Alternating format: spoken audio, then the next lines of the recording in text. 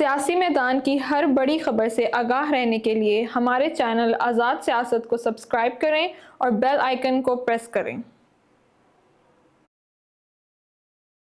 السلام علیکم، آج کے پوڈ کاسٹ میں آپ سب کو خوش آمدید۔ میں ہوں آپ کی ہوسٹ ازکیٰ طارق۔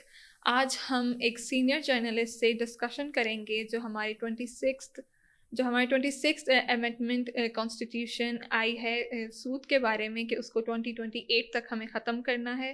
اس کے پاکستان پر کیا اثرات ہوں گے، اچھے برے جیسے بھی، اس پر ہم ڈسکس کریں گے۔ ہمارے ساتھ موجود ہیں Mehtab Haider. Welcome sir. Thank you very much جی۔ کیسے ہیں سر آپ؟ اللہ پاک کی بڑی مہربانی ہے۔ چلیں تو میں اب سیریس ڈسکشن کی طرف آتی ہوں۔ پاکستان کو اس نئی کانسٹیٹیوشن سے جو سود کے بارے میں آیا ہے، اس کو کس چیز نے موٹیویٹ کیا ہے؟ دیکھیں، بنیادی طور پر یہ تو ایک پولیٹیکل ایک ڈسکشن کی طرف بات نکل جائے گی، لیکن یہ ہے کہ اس کی اگر محرکات کو آپ دیکھیں تو جب کانسٹیٹیوشنل امینڈمنٹ کے بارے میں جو اس وقت کی حکومت ہے یہ کنسنسس ڈیولپ کرنے کی کوشش کر رہی تھی، تو ان کے نیگوسیشن یا پارلز جاری تھے JUIF کے ساتھ، مولانا فضل الرحمان صاحب کے ساتھ۔ تو ان کی طرف سے بیسیکلی یہ پروپوزل آئی تھی کہ یہ جو ربا ہے اس کو ہم نے ختم کرنا ہے۔ تو ان کی یعنی اس کو مانتے ہوئے پھر اس کے اوپر بڑی جو ہے وہ ڈسکشن جاری رہی پولیٹیکل پارٹیز کے اندر، جو خاص کر رولنگ کولیشن ہے جس میں پاکستان مسلم لیگ نواز ہے اور اس کے ساتھ پیپلز پارٹی جو ہے وہ بھی شامل ہے۔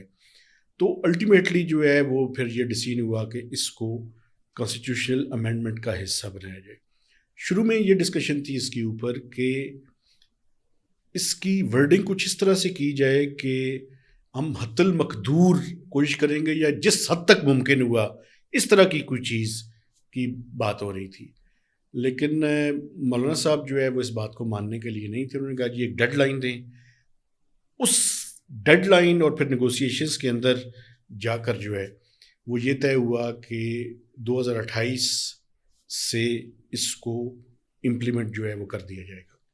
ٹھیک، تو سر جس طرح آپ بات کر رہے ہیں اس کا مطلب ہے کہ یہ ایک تو پاکستان اسلامک اسٹیٹ ہے، مسلم اسٹیٹ ہے، تو اس کا ہمارے ریلیجس پوائنٹ آف ویو سے اور اکانومک سائڈ پہ پوائنٹ آف ویو سے کس طرح الائن ہو سکتا ہے؟ دیکھیں، جو ریلیجن کا پوائنٹ آف ویو ہے اس کے لیے تو میں اتھارٹی نہیں ہوں، میرا اس کے اوپر نہیں ہے۔ میں تو جو اس کے فائنینشیل اور اکنامک اسپیکٹس ہیں ان پہ بات کر سکتا ہوں۔ وہ بنیادی طور پہ یہ ہے، میں چند بنیادی حقائق آپ کے سامنے رکھ دیتا ہوں جس سے آپ کو اور آپ کے دیکھنے والوں کو پورا ایک پرسپیکٹیو جو ہے وہ سمجھ آ جائے گا۔ دیکھیں، اس ٹائم جو ہمارا ڈومیسٹک ڈیٹ ہے وہ تو یعنی اس میں میں تھوڑی سی اس میں وضاحت کرنا چاہتا ہوں۔ بیسیکلی جو ڈیٹ ہے وہ ہم کہتے ہیں پبلک ڈیٹ۔ پبلک ڈیٹ کے اندر دو طرح کے قرضے جو ہے وہ شامل ہوتے ہیں۔ اس میں ابھی لائبلٹیز کی بات نہیں کر رہا، آپ کہیں بھی کوئی اگر آپ دیکھیں گی تو اس میں ہوگا پبلک ڈیٹ اینڈ لائبلٹیز۔ میں ابھی پبلک ڈیٹ کی بات کر رہا ہوں۔ پبلک ڈیٹ وہ ہے کہ جہاں پہ حکومت پاکستان نے ڈومیسٹک بینک سے اور فائنینشیل انسٹیٹیوشن جو ڈومیسٹک ہیں ان سے لون لیا ہوا ہے، قرضہ لیا ہوا ہے، جس کو ہم مقامی قرضہ، جس کو اردو میں انگریزی میں ڈومیسٹک ڈیٹ اور اردو میں مقامی جو قرضے ہیں وہ لیے ہوئے ہیں۔ اس کے علاوہ ایک ایکسٹرنل ڈیٹ ہے۔ ایکسٹرنل ڈیٹ یہ ہے کہ یہ جو دنیا کے انٹرنیشنل فائنینشیل انسٹیٹیوشنز ہیں یا کمرشل بینکس ہیں یا بانڈ مارکیٹ ہے، وہاں سے ہم نے اپنی ساورن گارنٹی کے بیہاف پہ ان سے وہ لونز لیے ہوئے۔ پاکستان کا جو ٹوٹل پبلک ڈیٹ اور لائبلٹیز ہے یہ کوئی تقریباً اس ٹائم میں آپ کو بتا سکتا ہوں کہ کوئی 80 ٹریلین سے زیادہ کی ہیں، 80 ٹریلین سے زیادہ کے ہمارے ہیں۔ اور اس میں جو ایکسٹرنل ڈیٹ ہے، ایکسٹرنل ڈیٹ جو ہے وہ کوئی تقریباً $130 بلین کا ہے۔ اور ابھی بھی آپ دیکھیں تو جب ہم آپس میں بات کر رہے ہیں تو حکومت پاکستان نے IMF سے $7 بلین کا ایک نیا لون لیا ہے جو کہ سود کے اوپر ہے. ابھی ہم نے ایک اور ریکویسٹ کی ہے کہ اس جو پروگرام ہے اس کو آگومنٹ کیا جائے اور کلائمیٹ فائنینس کی $1 بلین کی مزید فائنینسنگ جو ہے وہ پاکستان نے ریکویسٹ کی ہے, ابھی IMF سے ریکویسٹ کی ہے, اس امینڈمنٹ کے اپروو ہونے کے بعد کی ہے. تو یہ چیزیں ہمیں اپنے ذہن میں رکھنی ہے, کیونکہ وجہ یہ ہے کہ ہم قرضہ کیوں لیتے ہیں. بنیادی طور پر قرضہ ہم اس لیے لیتے ہیں کہ میں اس کی مثال آپ کو ایک گھر کی دوں گا. ایک گھر ہے جس کی آمدن $100 ہے اور ان کے اخراجات $200 ہیں. تو کیا کرتا ہے گھر یا تو دو چیزیں ہیں, یا تو اپنی آمدن بڑھائے گا, اگر آمدن نہیں بڑھا سکتا تو اپنے جو اخراجات ہیں جن کے بغیر ان کا گزارا نہیں ہے اس کے لیے قرضہ لے گا. تو یہ جو ہمارا گھر ہے جس کا نام پاکستان ہے, اس کے بھی جو فائنینشیل معاملات ہیں وہ یہ ہیں کہ ہم قرضہ لیے بغیر نہیں چلا سکتے.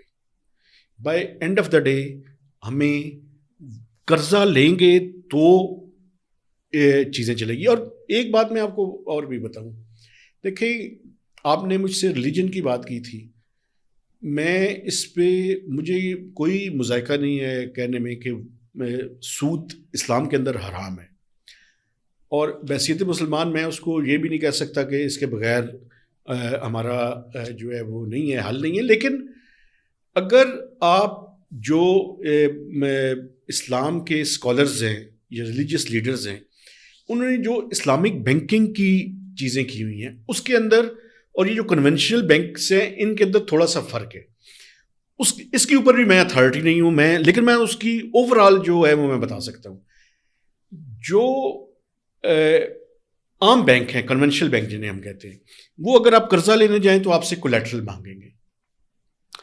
اگر آپ کے پاس کوئی کولیٹرل ہوگا تو آپ کو, لیکن اگر کسی اسلامک بینک کے پاس آپ چلے جائیں تو وہ ایسٹ کی اگینسٹ آپ کو قرضہ دیں گے, اس کے علاوہ آپ کو قرضہ نہیں ملے گا.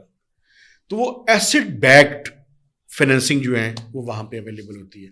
یہاں پہ کولیٹرل جو ہے وہ آپ کی زمین کا ایک کاغذ بھی ہو سکتا ہے, آپ کی اچھی جو ریپوٹیشن ہے, جو اچھی ہسٹری ہے آپ کی, وہ بھی ہو سکتی ہے.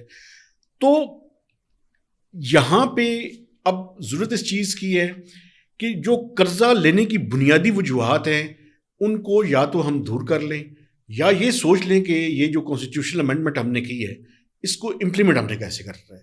کیونکہ ابھی دیکھیں 2025 جو ہے وہ شروع ہونے والا ہے اور دیکھیں آپ ایک اور بات بھی دیکھیں, اس کی ٹائمنگ بڑی زبردست ہے. یہ ٹائمنگ اتنی ہے جتنا IMF کا پروگرام ہے, 3 سال کا IMF کا پروگرام ہے, 3 سال کی یہ جو ہے وہ ہے. لیکن ابھی سے تو بحث شروع ہو چکی ہے کہ کیا 27ویں امینڈمنٹ بھی ہوگی اور 27ویں کے بعد کیا 28ویں بھی ہوگی, اور کیا ہم اس کو امپلیمنٹ کر سکیں گے یا نہیں کر سکیں گے. It's $1 million question. تو جو ابھی آپ نے فگرز بتائی ہیں کہ یہاں سے ہم نے اتنا قرضہ لیا ہوا, وہاں سے اتنا لیا ہوا, تو اس کا ان سب کو اپنے ذہن میں رکھتے ہوئے ہمارے فائنینشلی حالات کیسے جائیں گے آگے, مطلب ہم کیا کر سکتے ہیں؟ دیکھیں میں آپ کو بتاؤں, اس ملک کے اندر ہمیں 2-3 چیزیں تو کرنی پڑیں گی. جس شخص کے یعنی جو کاروبار کرتا ہے اور کوئی کسی طرح کی بھی اکنامک ایکٹیویٹی ہے, مثلا میں اور آپ جاب کر رہے ہیں تو جاب کر کے ہم پیسے کماتے ہیں, تو پیسے کمانا کوئی بری چیز نہیں ہے, اس کے اوپر آپ ٹیکس دیں تاکہ اسٹیٹ جو ہے وہ چل سکے. اسٹیٹ کا فنکشن کیسے ہوتا ہے؟ اسٹیٹ کا فنکشن ایسے ہوتا ہے کہ اس نے لوگوں سے ٹیکسز اور نان ٹیکس کی ریونیو حاصل کرنے ہیں, اپنی آمدن کرنی ہے, اور یہ آمدن کر کے اس نے کچھ اخراجات بھی کرنے ہیں. تو مجھے یہ بتائیں کہ اگر اسٹیٹ اپنے آمدن نہیں کر سکے گی تو وہ اخراجات کیسے چلائے گی؟ مثلا ڈیفنس کا بجٹ کیسے پورا ہوگا, لوگوں کی سیلریز کیسے ادا ہوں گی. اس ملک نے جو پہلے ڈیٹ دیا ہوا ہے اس کے اوپر جو سود جس کے خلاف میں اور آپ ابھی بات کر رہے ہیں, اس مالی سال کے دوران حکومت پاکستان نے 9.8 ٹریلین روپیز سود اور پرنسپل اور سود کی مد میں ادائیگی کرنی ہے, یعنی تقریباً 10,000 ارب روپے. وجہ یہ ہے کہ چونکہ آمدن کم تھی تو قرضے لیے، اب ان قرضوں پہ سود کی ادائیگی اتنی زیادہ ہے. تو ایک چیز جو ہے نا وہ ہو سکتی ہے، وہ یہ ہے کہ جو اسلامی بینکس ہیں پاکستان میں، ان کے جو ڈفرینٹ ٹولز اور انسٹرومنٹس ہیں ان کی پینیٹریشن کو بڑھایا جائے. اور میں آپ کو بتاؤں وہ بڑھ بھی رہی ہے. اس میں ان کی وہ ٹیکنیک مشارکہ اور مزاربہ ایک ان کا وہ ٹرمینالوجیز ہیں کہ جن کے تحت وہ اپنے آپریشنز جو ہیں وہ کرتے ہیں. لیکن ابھی اس کو مزید ان کی پینیٹریشن کو بڑھانے کی ضرورت ہے، and it will take time. لیکن جو ہماری انٹرنیشنل اوبلیگیشنز ہیں فوری طور پہ تو ہمارے پاس کوئی حل نہیں ہے. ہمیں اس کے بارے میں اور اس کی امپلیمنٹیشن کے بارے میں آپ نے بڑا اچھا کیا کہ اس کی کم از کم گفتگو تو ہم شروع کریں کہ اس امینڈمنٹ تو کر لی ہے، اس کو امپلیمنٹ کیسے کرنا ہے. ٹھیک، تو ابھی آپ نے بینکس کی بات کی، بینکس پر اس کا کیا اثر ہوگا، وہ کیسے ڈیل کریں گے؟ یہ بالکل ڈومیسٹک جو بینکس ہیں ان کے لیے بھی بہت بڑا چیلنج ہے، چونکہ بیسیکلی بینکس کا تو کنونشنل بینکس کو اپنے آپ یہ دیکھیں کہ یہ جو ہمارے کنونشنل بینکس ہیں ان کے بھی آپ جو اسلامک شریعہ کمپلائنٹ کمپوننٹس ہیں یا ٹولز ہیں یا انسٹرومنٹس ہیں وہ انٹروڈیوس کر رہے ہیں. چونکہ وجہ کیا ہے؟ وجہ یہ ہے کہ اس کی بہت بڑی ایک مارکیٹ پاکستان کے اندر موجود ہے. مثلا میں نے دیکھا ہے، میرے بہت سے لوگ ہیں وہ یہ کہتے ہیں کہ ہم اس طرح کی سود کے پیسے نہیں کھانا چاہتے، تو وہ اپنی جو سیونگز ہیں ان کو وہ جو اسلامک اور شریعہ کمپلائنٹ انسٹرومنٹس ہیں ان کے اندر رکھتے ہیں. ٹھیک ہے، یہاں تک تو ٹھیک ہے. لیکن اگر آپ یہ کہیں کہ یہ جو کنونشنل بینکس ہیں یہ سارے ربا فری ہو جائیں گے تو ان کا کاروبار کیسے چلے گا؟ I don't know. میرے پاس، میں اسی لیے کہا کہ میں اس کے اوپر چونکہ اتھارٹی نہیں ہوں تو اس کا میں اس طریقے سے جواب نہیں دے. لیکن جو فائنینشیل اینڈ اکنامک اسپیکٹ ہے وہ یہ ہے کہ یہ اس کا مکمل خاتمہ میں نہیں سمجھتا کہ اس جو موجودہ اس ٹائم اکانومی کے فنڈامنٹلز ہیں ان کے اندر موجود ہے. اور میں آپ کو بتاؤں، ابھی تو ہم ڈومیسٹک کی بات کر رہے ہیں نا، ویسٹرن کنٹریز ان کے ڈپلومیٹس اور جو I F Is international financial institutions ہیں، آئی ایم ایف ہے، ورلڈ بینک ہے، اے ڈی بی ہے، ان کے اندر بڑے آپریشنز ہیں پاکستان میں، بلینز آف ڈالرز کے قرضے دے چکے ہیں. وہ کیسے ہو سکتا ہے کہ ہم ان سے قرضہ لیں اور ان سے یہ کہیں کہ آپ کے جو چارجز ہیں جن کو ہم انٹرسٹ وہ بھی کہتے ہیں، ویسے انٹرسٹ ریٹ جو ہے وہ اس کو ادا کیے بغیر جو ہے وہ اپنا آپریشن جاری رکھیں گے. اس کے لیے جو اسلامک اسکالرز ہیں ان کو، حکومت پاکستان کو، اسٹیٹ بینک آف پاکستان کو اس پہ سر جوڑ کے بیٹھنا پڑے گا اور اس کا حل نکالنا پڑے گا. سر ابھی جیسے آپ نے آئی ایم ایف اور ورلڈ بینک کو ڈسکس کیا، تو ہمارے اس طرح کی انٹرنیشنل جو آرگنائزیشنز ہیں ان کے ساتھ ہماری ڈیلنگ پر کیا اثر پڑے گا؟ کیونکہ ہم نے کیا ہے نا یہ.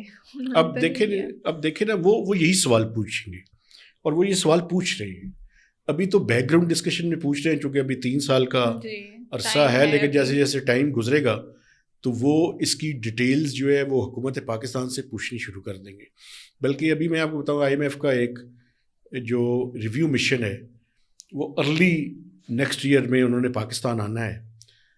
تو یہ one of the area of discussion ہوگا کہ آپ نے یہ کر تو دیا ہے، یہ پاکستان کی ساورن پارلیمنٹ نے جس کا بنیادی یہ حق ہے کہ وہ کسی بھی طرح کی قانون سازی کر سکتی ہے، اور آپ اس کو امپلیمنٹ جو ہے وہ کس طرح سے کریں گے. کیا جو ہمارے لون ایگریمنٹس ہیں کیا ان کے اوپر اس کے کوئی اثرات ہوں گے یا نہیں ہوں گے؟ چونکہ پاکستان اگر ڈیٹ ٹریجیکٹری کو دیکھے تو پروجیکشنز یہ ہیں کہ آئندہ آنے والے 3 سالوں میں یہ جو ڈیٹ ہے اس کا برڈن بڑھنا ہے، ڈیٹ کا برڈن کم تو نہیں ہونا. ہاں، ایبسلوٹ نمبر کی میں بات کر رہا ہوں in terms of G D پی.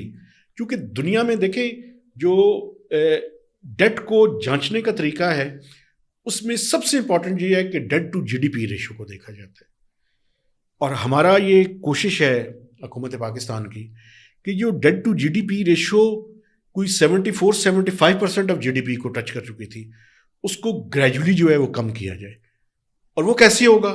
وہ ایسے ہوگا کہ ہم اپنی جی ڈی پی یعنی اکنامک ایکٹیویٹیز کو جو اکنامک گروتھ کے اندر جو ویلیو ایڈیشن ہے جو مختلف سیکٹرز کی ہے، جس کی میئرمنٹ کو جی ڈی پی کہتے ہیں، اس کو ماپنے کو، اس جی ڈی پی کو تیزی سے ایکسپینڈ کرے تاکہ جو ڈیٹ ہے اگر وہ ایبسولوٹ نمبر بڑھ بھی رہا ہو تو in terms of G D P ratio اس کا نمبر نیچے کی طرف آئے. تو سر بینکس کا تو ہو گیا کہ وہ کس طرح سے کریں گے، اس چیز کا اثر جو ہماری نارمل پبلک ہے، عام عوام ہے، اس پر کیسے ہوگا، اور اسپیشلی جو بزنسز وغیرہ کی سائڈ پہ ہیں ان کو؟ دیکھیں ان کے لیے تو یہ ہے کہ ابھی بھی بینکس جو ہیں وہ بہت سارے وہ جو اسلامک فائنینسنگ کے انسٹرومنٹس ہیں ان کو استعمال کرتے ہیں. وہ اپنی کوئی مارگیج جس کو یعنی جو ایسٹ بیکڈ گارنٹی جو ہے وہ اس کے اگینسٹ جو ہے وہ وہاں سے جو اسلامک انسٹرومنٹس ہیں ان کو جنریٹ کر لیتے ہیں. لیکن جو عام بینکنگ کنونشنل بینکنگ کو استعمال کرنے والے لوگ ہیں وہ ڈیفینیٹلی، اور بینکس پہلے تو سب سے پہلے بینکس جو ہے نا، ایک بات میں آپ کو بتاؤں، اس ملک میں یہ جو ہم کہتے ہیں نا مارے گئے، ظلم ہو گیا، اکانومی پتہ نہیں کیا ہو گئی، پچھلے 5 سال میں جتنا منافع بینکس نے کمایا ہے یہ میرے خیال میں دنیا میں شاید اتنا منافع کسی نے نہیں کمایا ہوگا جتنا پچھلے 5 سے 7 سال میں. چونکہ ہوا یہ کہ بینکس کے جو انٹرسٹ ریٹ تھے وہ تھے آن ہائر سائڈ، اور حکومت نے آئی ایم ایف کی ایک کنڈیشن تھی، یہ بھی میں بڑی اچھی آپ نے یہ بات کر کے مجھے یاد کروا دی. آئی ایم ایف کی کنڈیشن تھی وہ یہ تھی کہ جو پچھلا لون تھا اور پھر اس کے بعد جو پہلے جو پی ٹی آئی کے زمانے میں تھا، پھر جو پی ڈی ایم کے پہلے اس میں آیا ٹرانزیشن کے دوران، اور ابھی جو لون ہے، ایک کنڈیشن کنسسٹنٹ ہے کہ اسٹیٹ بینک آف پاکستان سے حکومت کوئی پیسے نہیں لے گی. اگر اس نے کوئی قرضہ لینا ہے تو وہ بینکس جو ڈومیسٹک کمرشل بینکس اور فائنینشیل انسٹیٹیوشنز ہیں انہی سے وہ پیسے جنریٹ کریں گے. تو اس کا نتیجہ کیا ہوا؟ اس کا نتیجہ یہ ہوا کہ چونکہ حکومت اپنے اخراجات تو پورے کر نہیں سکتی، تو اس نے کیا اس نے وہ قرضے لینے تھے، تو بینکس کی تو چاندی ہو گئی. یعنی بینکس کے جو سی ای اوز ہیں وہ حکومت پاکستان کو قرضہ دیتے رہے اور گولف کھیلتے رہے، اور اپنے جو بینیفٹس اور کیا اس کو کہتے ہیں جی سیلریز اور ان کے ایگزیکٹوز نے انجوائے کی ہے. کیونکہ بینکس کے پروفٹس اتنے لافٹی تھے کہ خاص کر کووڈ اور کووڈ کے بعد پچھلے 4-5 سال کے دوران پوری دنیا میں ہر طرف آپ نے دیکھا کہ ہر بندے نے کہا کہ ہم اکنامک ڈیفیکلٹیز میں اضافہ ہو گیا، انفلیشن بڑھ گئی. لیکن آپ یقین کریں بینکس نے سب سے زیادہ پیسے کمائے ہیں. پاکستان کی ہسٹری میں اتنے پیسے نہیں کمائے ہوں گے کبھی بینکس نے جتنے اتنے 4-5 سالوں میں انہوں نے پیسے بنائے. تو وہ تو ڈیفینیٹلی یعنی ان کو تو ایک تو ان کے لیے یہ ہو رہا ہے کہ ابھی آپ نے دیکھا ہے کہ انفلیشن نیچے آئی ہے، انٹرسٹ ریٹ بھی نیچے آ رہا ہے. ابھی آپ دیکھیں ابھی 4 تاریخ کو مانیٹری پالیسی کمیٹی کی میٹنگ ہے، پھر ہم ایکسپیکٹ کر رہے ہیں کہ جو انٹرسٹ ریٹ ہے جو ابھی 17.5 ہے یہ کم از کم 200 یا 200 بیسس پوائنٹ سے زیادہ، ابھی میں اس کے بارے میں کوئی پریڈکشن نہیں دے سکتا لیکن کم ضرور ہوگا. اس کی وجہ کیا ہے؟ اس کی وجہ یہ ہے کہ آپ کی انفلیشن جو ہے وہ کوئی 6.9% ہے اور آپ کا انٹرسٹ ریٹ جو ہے وہ 17.5% ہے. تو یہ مس میچ ہے، یہ ایسے نہیں چل سکتا. اور یہ میں نہیں کہہ رہا، یہ پچھلے دنوں پاکستان کے فارن منسٹر ہیں اسحاق ڈار صاحب، اکانومی میں ویسے بھی ان کی بڑی نظر ہے تو وہ فارن منسٹر لیکن ڈپٹی پرائم منسٹر بھی ہیں، انہوں نے بھی یہی بات کی جو میں کر رہا ہوں. انہوں نے کہا کہ یہ کوئی اکنامک ریشنل نہیں ہے اس چیز کا. تو اب اسٹیٹ بینک کی جو مانیٹری پالیسی کمیٹی ہے وہ انڈیپینڈنٹ ہے، لیکن وہ دیکھیں ابھی 4 تاریخ کو کیا فیصلہ کرتے ہیں. تو sir what are the challenges یا ایسے کون سے مشکلیں آ سکتی ہیں پاکستان کو جو فیس کرنی پڑیں گی اینڈ دین اس کے بعد پبلک کو فیس کرنی پڑیں گی ان سب چیزوں کی وجہ سے؟ نہیں دیکھیں میں سمجھتا ہوں کہ ایک تو ہمیں جو اسلامک بینکنگ کے انسٹرومنٹس ہیں ان کی پینیٹریشن کو بڑھانے کی ضرورت ہے. اسٹیٹ بینک آف پاکستان کا اس میں بڑا امپورٹنٹ رول ہے. تمام بینکس جو شریعہ کمپلائنٹ انسٹرومنٹس ہیں ان کو زیادہ سے زیادہ وہ کریں، جو کنونشنل بینکس ہیں ان کے لیے بھی کوئی ٹارگٹس رکھیں کہ وہ اسلامک جو بینکنگ ہے اس کو جو ہے وہ پروموٹ کریں. لیکن اس کے ساتھ ساتھ اگر آپ اس کو کہیں کہ 2028 کے بعد کسی طرح کا ربا پاکستان میں مکمل طور پہ بین کر دیا جائے گا, آئی ڈونٹ تھنک سو. میں اس کو نہیں سمجھتا. اس کے لیے ہمیں بہت سارا ہوم ورک کرنے کی ضرورت ہے, ہمیں اپنے پاؤں پہ کھڑا ہونے کی ضرورت ہے. ہمیں چلیں ڈومیسٹک تو ہم پھر بھی گزارا کر سکتے ہیں, وہ بھی میں نہیں سمجھتا کہ اتنا آسان ہے. لیکن اگر چلیں ہم سب کہیں کہ اپنے پیٹ پہ پتھر باندھ لینے ہیں ہم نے, لیکن یہ جو ڈالرز ہیں اور یہ جو ڈالرز میں لون لیتے ہیں ہم, اور دیکھیں ڈالرز میں لون کیوں لیتے ہیں ہم, ڈالرز میں لون اس لیے لیتے ہیں, میں آپ کو چھوٹی چھوٹی مثالیں دے دیتا ہوں. آئل امپورٹ کرتے ہیں ہم, وہ ڈالرز کے بغیر تو نہیں ہو سکتا, اس کی پیمنٹ ہم نے ڈالرز میں کرنی ہوتی ہے. ابھی آپ دیکھیں کہ یہ جو ہم مختلف ایئر لائنس پہ ٹریول کرتے ہیں, وہ ایئر لائنس جو یہاں سے پیسے بناتی ہیں وہ اپنے ڈیویڈنڈس اور پروفٹس ڈالرز میں باہر بھجواتی ہیں.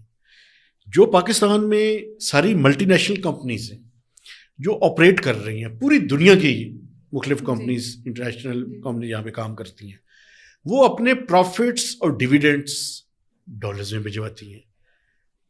تو ڈالرز کمائے بغیر ملک نہیں چل سکتا.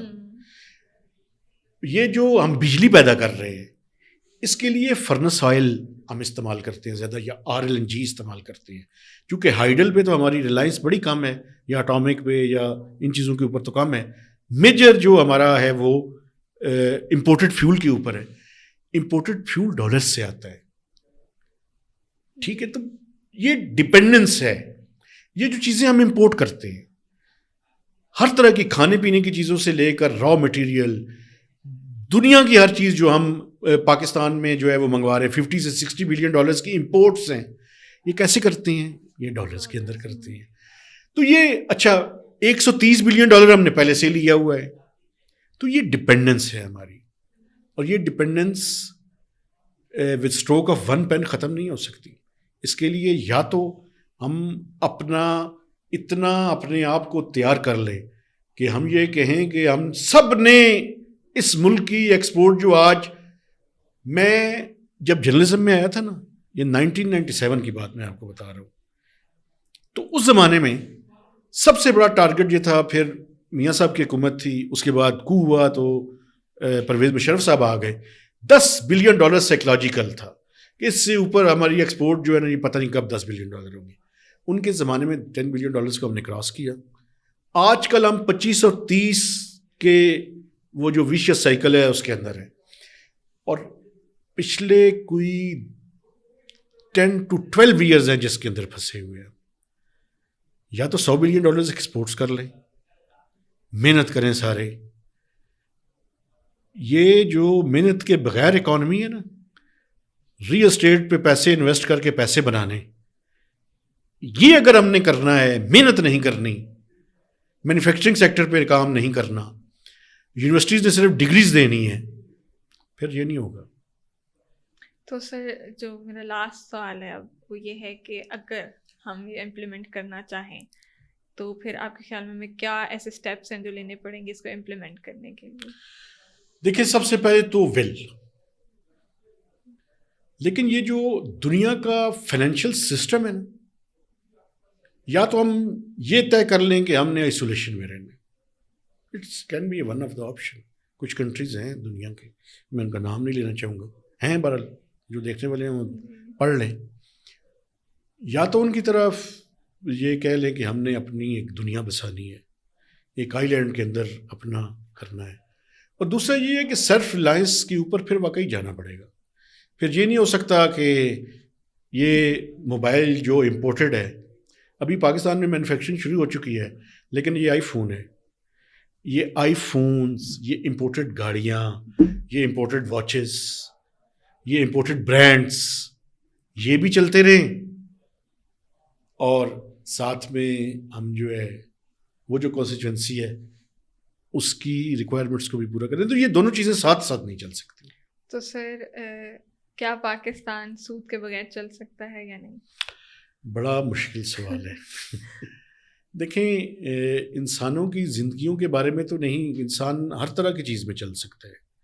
اگر ہم آج سے 100 سال یا 150 سال پہلے دیکھیں تو لوگ پتھر کے اس میں بھی اور غاروں میں بھی رہ سکتے تھے 200 سال 300 سال پہلے. لیکن یہ ہے کہ اگر ہم اپنی ڈپینڈنس کو دنیا سے ہٹانا چاہتے ہیں تو پھر تو ممکن ہے. لیکن ابھی جو موجودہ دنیا کا فائنینشیل سسٹم ہے اس میں ساتھ بھی چلنا چاہتے ہیں اور ساتھ میں ہم اس طرح کی باتیں بھی کرتے ہیں، تو یہ سائملٹینیسلی دونوں ممکن نہیں ہے. کسی ایک راستے کا ہم جو ہے وہ انتخاب کر لیں. Thank you sir, thank you so much for joining us. Thank you so much for tuning in, اور ہم نئے پوڈ کاسٹ کے ساتھ دوبارہ آپ کے ساتھ ضرور حاضر ہوں گے. شکریہ.